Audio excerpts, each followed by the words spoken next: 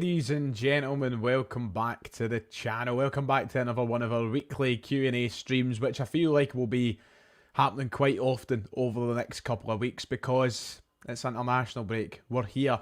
I don't quite know how we're going to go about the international break yet, what sort of content I'm going to try and put out there, but it's going to be quiet. I already know that because it's quiet today.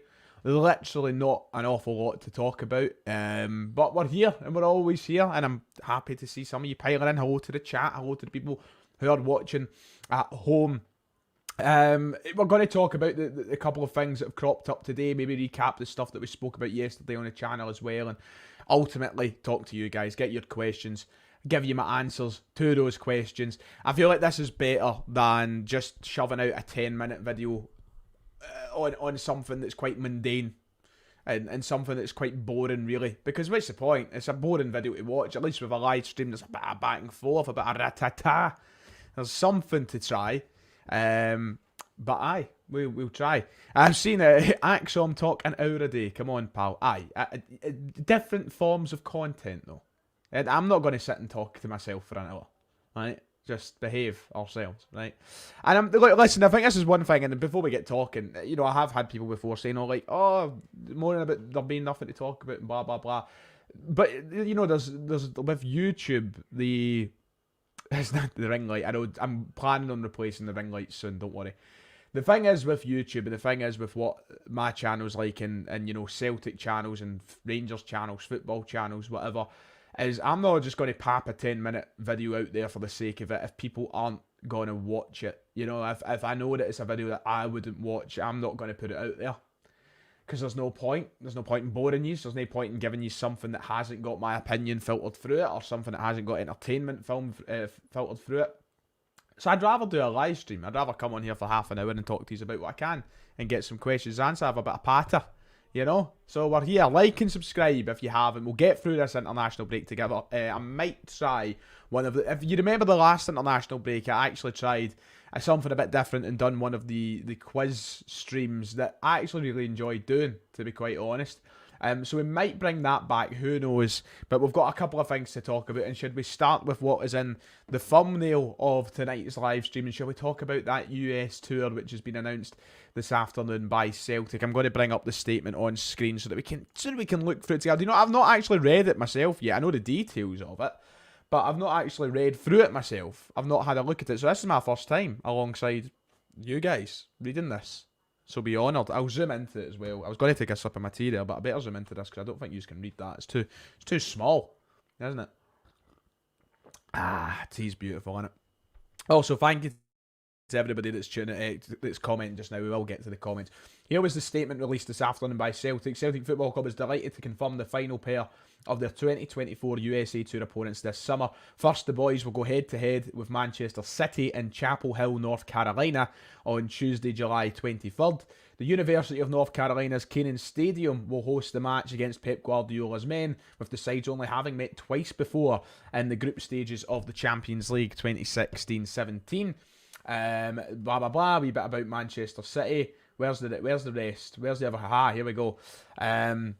The announcement of the match against Manchester City in North Carolina comes hot on the heels of yesterday's confirmation that the Celts will take on Chelsea at the iconic Notre Dame Stadium in Indiana on July 27th, ensuring an exciting fixture list for our Celtic supporters stateside. The third match will be the first game played by the boys on their US summer tour when Celtic take on the MLS side DC United in Washington at Audi Field in the American capital on July 20th. So there is the 3 games that have been announced. We're going to be taking on Manchester City in North Carolina, going to be taking on Chelsea in Indiana, and we're going to be taking on the third team, DC United in Washington, D.C., the capital of the US of A. So there's the games. In terms of details, tickets for all season ticket holders and fans who have signed up for priority pre-sale tickets will be available on March 25th.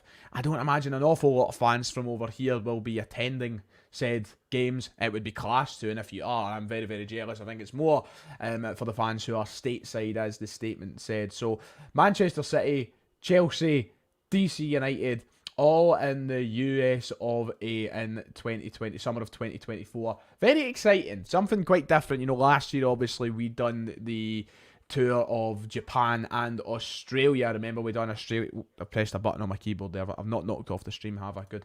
We went to Japan during the summer, of course. We took on a few teams over there. During the World Cup break, we went to Australia last year. So Celtic really getting around the world at the moment. They're trying to get to as many supporters as they can.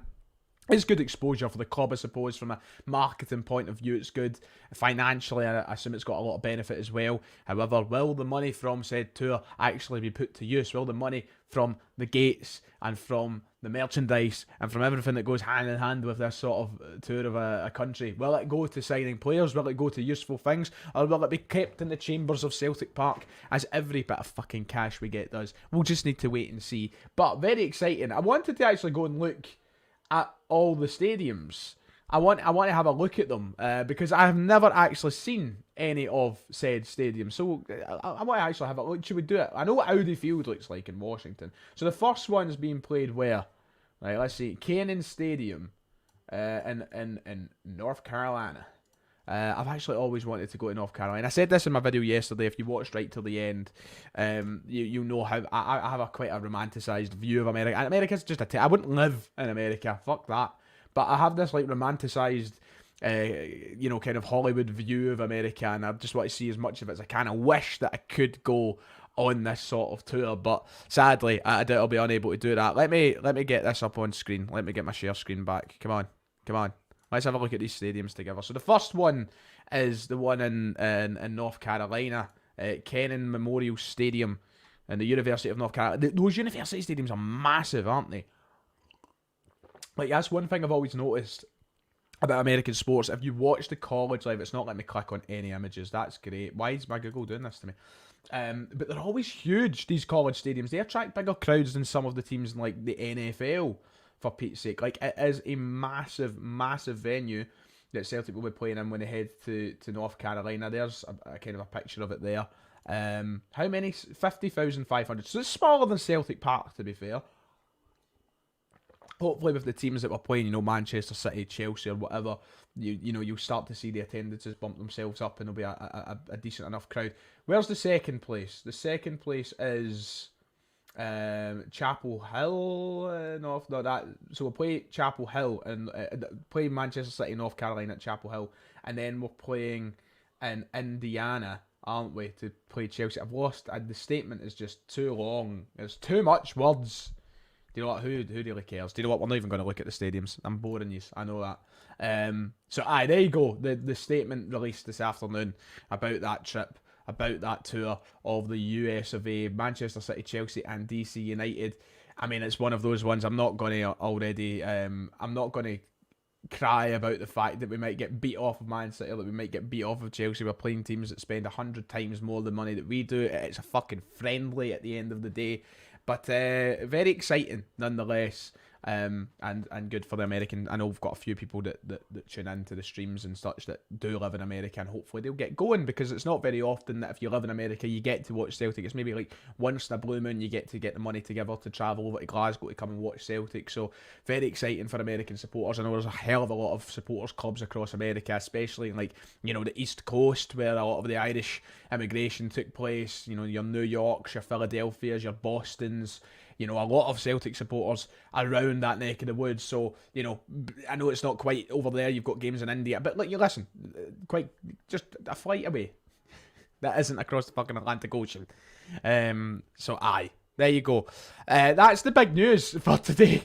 I think we're basically ready to go to a Q&A session and just talk absolute nonsense, because it's so funny. If you go into Google and you just type in, Celtic news, right? I type in Celtic news and I go to news, and I look at the past 24 hours. Nothing. Absolutely nothing. This is going to be the story of the next couple of weeks. It's going to be an absolute piss take trying to talk about things and finding things to talk about. So it's good to just get you guys involved. Shall we just do that then? Shall we go into a Q&A? What's the point of me rambling on? We've got about 20 minutes left on the air. So why don't we have a bit of a laugh? Why don't we talk I mean, there's not many people tuning in tonight compared to usual, which is no surprise, but I appreciate the people that have, came in to watch tonight. There's just nothing to talk about. It's going to be a boring couple of weeks. Right, let's go. I knew you were going to ask this question. You've been waiting to get this question asked, haven't you, Donny Tiny Hands? Are you going to be there, Donald, over in America? Whether Big Donald Trump will be at any games. Would I keep Rodgers in the summer? Yeah, I would. Obviously, I would. See how the season ends.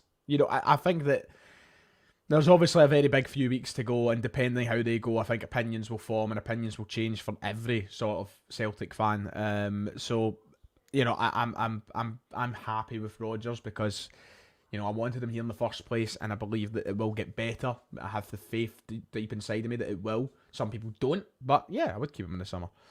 Just get your questions in. Frame was linked with a move to Arsenal. Was he? Is that a real thing? I've not heard that at all. Let me see. Let's go Google his name and see if anything comes up. Okay, nothing comes up. Well, that's the first I've heard of any moves for Frame to Arsenal, but I don't see anything when I go into Google. Pardon me. What's my Nando's order? Are you in my group chat? If I was to go and open the group chat right now, I would be able to show you the conversation I was having right before this stream, saying I'm dying for a Nando's. But I'm a chicken thighs, man. I like getting my thighs with 2 sides. That's what I go for. Change the sides every time. Death row meal, but it can only be made up of items from a match day sold on match day at Celtic Park. What a question, by the way. What a question. The kebab pie. Well, listen, if it was my death row meal, I'd just take one. Do you know what? Easy. One of everything. Just give me one. If it's my last ever meal, I may as well go out and eat as much as I fucking can. If it's for the Celtic Park kiosk, Christ. Just give me one of everything. Brendan, out if we lose to City. Yes. If we lose to Manchester City in the pre-season friendly, that's it. Done. Finito. I'm finished. You know what I mean? This was a big story that actually... there's actually a couple of big things that are bigger than Celtic, isn't there? Like this offside rule that's being trialled, and Crawford Allen is leaving as well. He's leaving his head role of refereeing operations within the SFA, which is big news because obviously he's been in charge of this whole shit show for the last few years. Let me finish my tea quick. There we go. So he's away. I like the wording of the question from Gordon, though. What's your thoughts on Crawford Allen slithering out the back door like a snake? Something to hide, I think. I don't have many thoughts apart from the fact that I don't have any faith that anything will change. I think that the SFA has proven for long enough that it's an organisation full of incompetency, spinelessness, and just sheer stupidity. So I think that whoever takes on his role as head of refereeing operations is just going to do as bad of a job. I don't have any faith that things will change, because the referees in this country are. But they'll end up giving that job to Willie Collum. That's the route I can see them going down, and that wouldn't surprise me at all. And things won't get better from there. So, I don't have many thoughts of him leaving. I just think that things are just going to stay much the same, and that's pretty much why.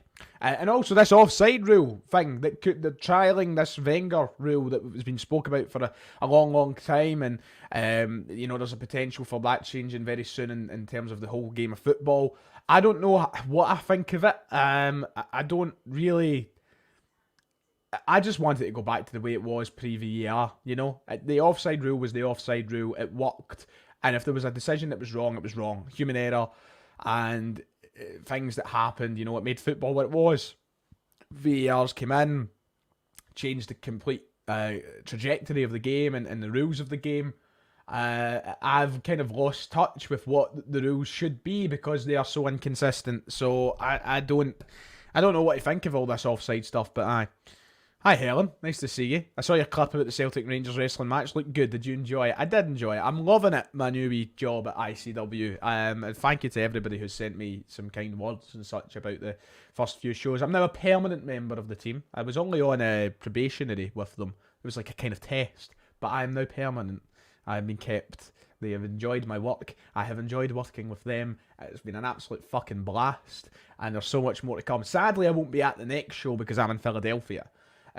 So if you're looking for me in the next show, I won't be there. But I have enjoyed it, Aaron. Thank you for asking. And it was a good laugh on Sunday with the comedy show that was on. Something a bit different. If you watched it as a non-wrestling fan, you would have been like, whoa, what's going on here? But it was just something a bit different, Let's see. My brother is a Chelsea fan and he thinks that we'll beat them. Well, do you know, honestly, the way that Chelsea are going, we obviously could. You know, we could beat them because they're pretty poor. Ronnie Dyler has been sacked. I know! Devastating news coming out of Belgium yesterday that Ronnie Dyler has been sacked as head coach of Club Brugge. I don't know how they've been doing. I think they're still in the Conference League though, aren't they? He could have won the Conference League with Brugge. And he's been let go. I don't know how the league how is the league table looking in Belgium? Let me have a look. It's called the Jupiler Pro League, isn't it? Aha. Oh, it's just a Belgian Pro League now. Did they lose their sponsorship? Oh, they're fourth. They're fourth and they're whoa, long way behind Union Saint-Gilloise, who are flying at the top of the league. Poor Ronnie. Hope he lands on his feet. Ronnie Dyler's a good manager, you know, and he showed that in his jobs post Celtic, where he's been and what he's done. I mean, he won the MLS Cup with New York City, didn't he? And it's no easy feat. I mean, I know it's not the creme de la creme of football over there, but you're still fighting in competition, and you've got to go through a whole tournament playoff phase. And yeah, I hope he lands on his feet. Poor Ronnie. But aye. Is right back something we need to look at, or are we content as a support with Johnson and Ralston? I'm not content. I'm not content at all. I think that we should, the way I always look at it is, if we can always improve on a position, in a position, we should be constantly trying to do so, and nobody's place should be safe if there are better options out there. I also think that you could get better than both players, and I would like better. I think Alistair Johnson's good. I like him. He's not had the greatest season, but when he plays well, he plays really well. But when he plays poorly, it's noticeable. I think we should look to improve in every area, quite frankly. I think that this season's proven that as well. So we'll see how summer goes. Brother Madden wants to be in charge of VAR. Yeah. Dean, thoughts on Adidas last year of contract? Will it renew? Any hopes for designs of kits next year? What's your thoughts on this year's kits and Adidas in general? My thoughts of Adidas have been that it's been a bit a disappointing of a run. There's been some crackers, don't get me wrong. The special edition 4th kit this year is an all-timer, but we're not wearing it in games. We've had a couple of really nice kits as well along the way, a couple of nice home kits, a couple of nice away kits, but overall I feel like it's been generally quite disappointing considering the ceiling that Adidas established pre-Celtic, and still during Celtic. Some of the kits that some teams have had have been absolutely banging. Some of theirs have been really boring and disappointing as well. So, I'm not too fussed. Listen, at the end of the day, the deal doesn't affect me. I don't get any benefits of these deals. And ultimately, none of us seem to be getting any benefits because the club don't like spending money anyway. I would love us to go with any kit supplier who's willing to put out some cracking kits. I don't really care who they are as long as it's no fucking Castore. But I think you see in the recent runs of merchandise that Adidas are really kind of scaling back on the effort levels put in to the training gear, to the other collections. I think they're pretty bland, pretty boring. I would like to see some change, but if the money's best with Adidas, I do think they will renew. I think that there'll be maybe another 4 or 5 year extension given at the end of this season, but we'll just need to wait and see.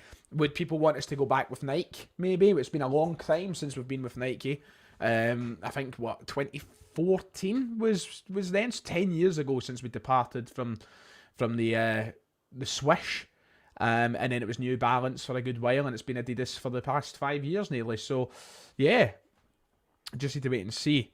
Would you get rid of the homegrown rule for Europe?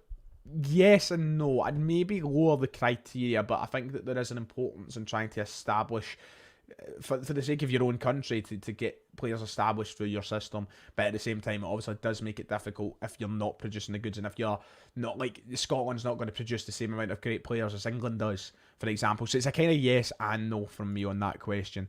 Let's see. God, a lot of questions for not having. By the way, we're over 100 viewers now. Thank you, because I know this is quite a boring night tonight. Let's see. Any news on Rodgers' ban? Nope, there won't be until about the 28th. So still another week and a bit until we find out more about Rodgers' ban and if it will be kept strong or if they backtrack on it. So keep an eye on the channel. We'll talk about it that day it happens, but nothing as of yet. The hearing isn't until the 28th of March. God, right. Let's go. Aaron Ramsdale? Never going to happen. David De Gea, free agent? Never going to happen. Look, listen, I love the ambition. I don't fault you for bringing up two great goalkeepers. Aaron Ramsdale is a England international at top level. I don't even think Ramsdale's that great personally, but he's been Arsenal's number one keeper for a couple of years. Yep, recently he's kind of faltered out. He would go to a big club. David De Gea was on 500 grand a week at Manchester United. He ain't coming to fucking Celtic. I know he's still without a club, but he'll find somewhere. I'm surprised he's not actually went to Saudi Arabia yet. Really surprised David De Gea has not ended up there. But nah, listen, the next goalkeeper we get, unless it's somebody in their old age, it's probably going to be somebody we've never heard of until they've been linked with the club. Rank all ex-Celtic managers from... That's a good... Do you know what? Good question. So all ex-Celtic managers in my lifetime. Let's try and fire through this pretty quickly. So in my lifetime, there's been Martin O'Neill, Gordon Strachan, Tony Mowbray, Neil Lennon, Ronnie Dyler, Brendan Rodgers, Neil Lennon again, Ange Postecoglou, Brendan Rodgers again. I think that's it, isn't it? I'm not missing anybody. I'm not counting like John Kennedy, for example. I'm not counting him. So in my lifetime, Martin O'Neill's number one. Oh God, this is where I'm going to ruffle some favours, isn't it? Martin O'Neill's number one. And then it's between Ange but Gordon Strachan was a great manager as well. I think it's really hard. I think you could argue that Gordon Strachan's been better than Brendan Rodgers and Ange Postecoglou. I mean, look what Gordon Strachan done in Europe and stuff. You know, I think that it's really difficult. I think it's easy to say that the bottom is Tony Mowbray, and then probably Ronnie Dyler. As much as I love Ronnie, I love Ronnie with all my heart. But if you're going from worst to best, Tony Mowbray, Ronnie Dyler, Neil Lennon, and then you come on to Strachan, Rodgers, Ange, and O'Neill's easily number one.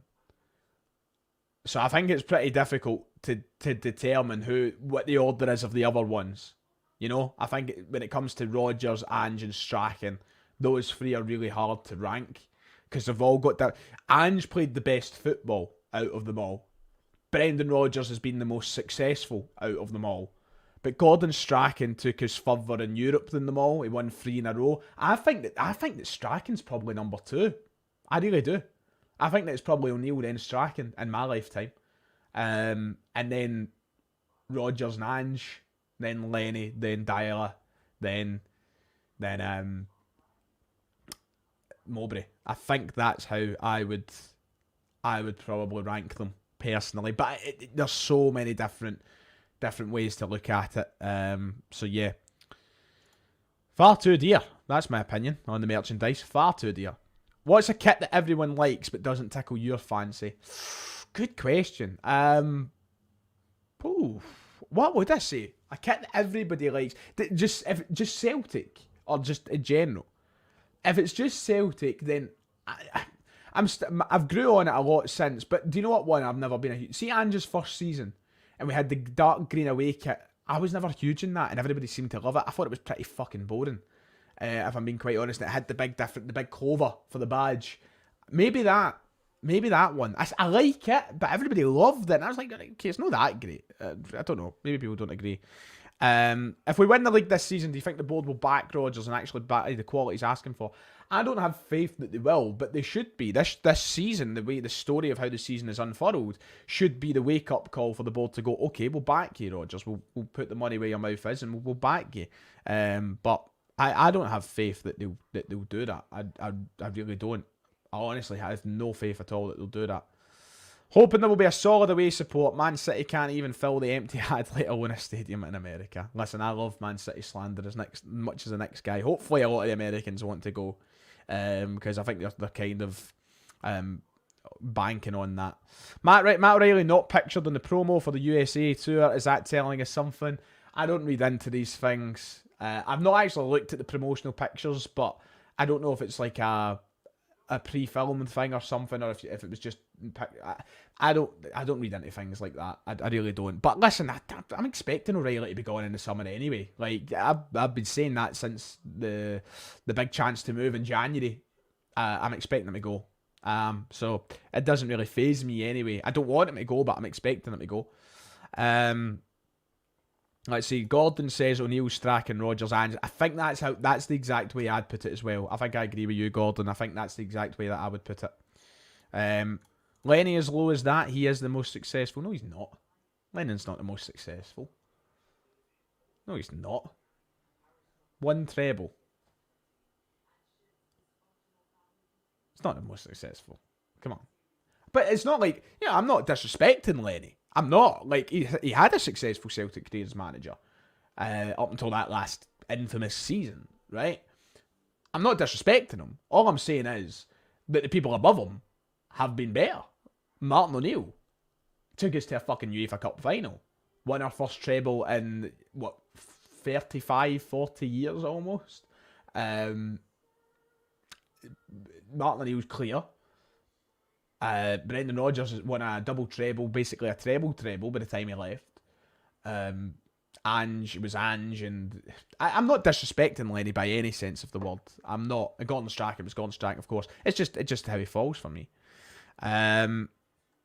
How is Ange better than Lennon? How many trophies did Lennon win as manager exactly? Yeah, but this is the thing, right? And once again, I'm not disrespecting Neil Lennon. I'm not. But if you're telling me you genuinely believe that Neil Lennon's a better manager than Ange Postecoglou, you're insane. Insane. It's not. Ange was that good that he got a move to a fucking top 6 English club.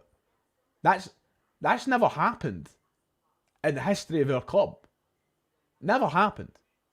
I don't even think Jock Stein did. Who did Jock Stein go to after Celtic? Was it no Scotland? Like, that's never happened in the history of our club. Somebody going from Celtic to one of the big 6 in England.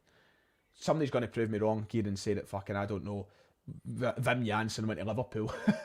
But, like, Ange was... We had him for a short time. And in that short time, look at the impact. Now, imagine Ange Postecoglou... This is the way I want to... This is the way that I'll put it here, right? Imagine Ange was here as long as Neil Lennon was here. Think of how many more trophies we would have won. Because keep in mind, Neil Lennon struggled in cup competitions in his longest term as Celtic manager. He did. We didn't do too well in cups. Ange's, that's right, so he did. Thank you, and he did go to Leeds, which is a big club, to be fair, but not one of England's big 6. At the time, to be fair, they were huge, weren't they?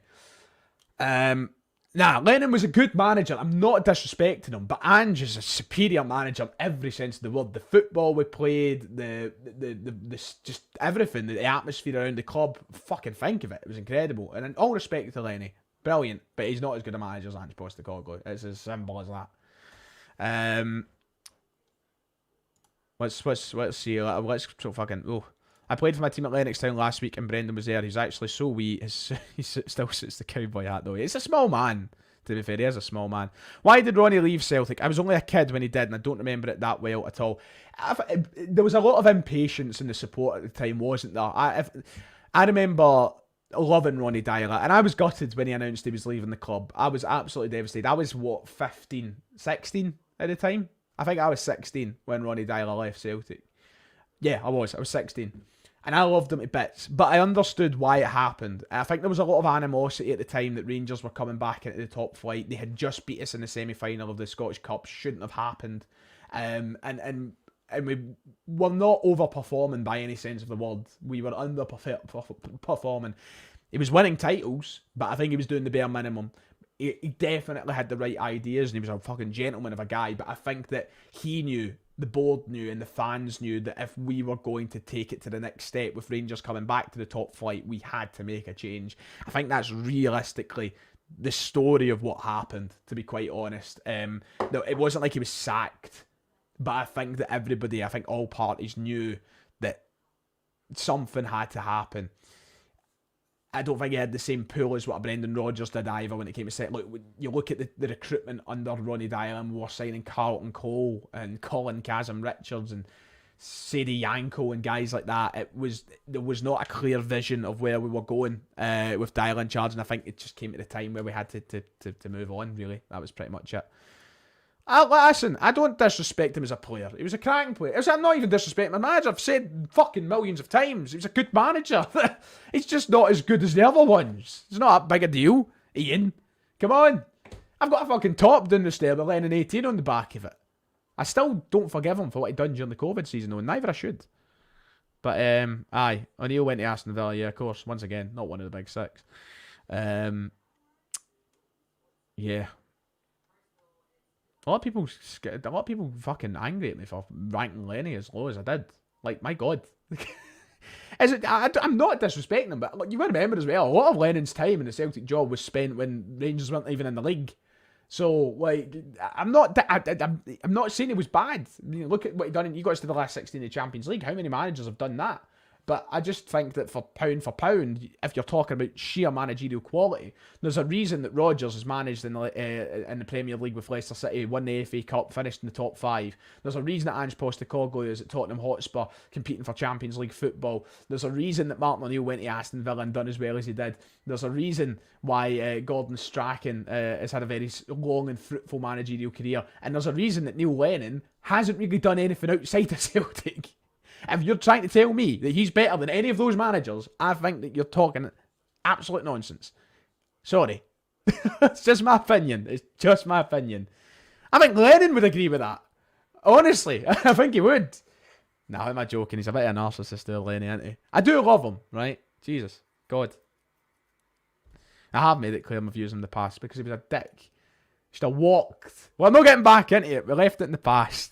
Right, I've actually started to forgive him recently, must you know. I've actually started liking Neil Lennon again. Don't make me turn. Don't make me go back. Anyway, do I think Commons is better than Forest? Nah, Forest's better. Genuinely. I think at their best, maybe. You know, I can't believe this stream has turned into like a Neil Lennon fucking pity party. Smell the glove. Come on, you're always here. Back me up, for fuck's sake.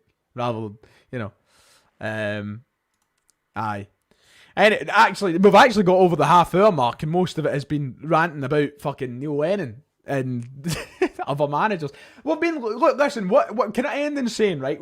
Who was it that asked the question to rank the Celtic managers? Fuck you, because you've got me into this mess, right? What I'll end off in saying is, we have been incredibly lucky in my lifetime to have very good managers and very little bad managers. We've had one bad manager in my lifetime, and it was Tony Mowbray, who's not actually even a bad manager. He's actually quite a good manager. He just didn't work for him at Celtic.